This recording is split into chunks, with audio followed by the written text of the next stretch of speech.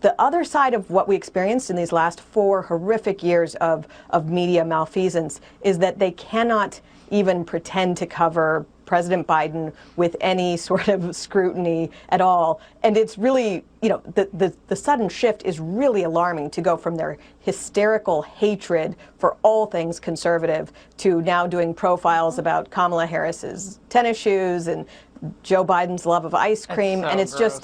just, it's non-tenable going forward, yes. No, well, the inauguration, that was a hard-hitting piece of journalism about, and we love dogs here in the Ingram angle, as everyone knows, but come on.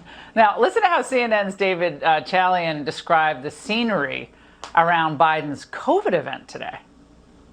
Those lights that are just shooting out from the Lincoln Memorial along the reflecting pool, it's like almost extensions of Joe Biden's arms embracing America, outstretching his arms.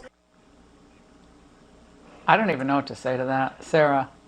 It's like that was at the top of my notes, Laura. That was actually at the top of my notes. Stretching and embracing and embracing. And then you have a New York Times editor who basically said on Twitter that she got the chills as Biden was landing in Air Force One at Andrews Air Force Base.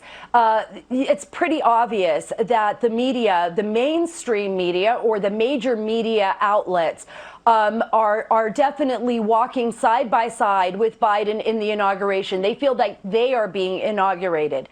It used to be a time when the media would question and be the watchdog over the government, would fight for civil liberties, would defend the voice of those who had no voice, would be their voice. And now what we're seeing is something exactly what Molly was saying, is an exact reversal of that. But remember, if you go back to 2016, 2017, they were literally, and I'm talking about anchors on CNN, on MSNBC, news reporters, I saw it with my own eyes in New York City, literally crying in anguish when President Trump took office.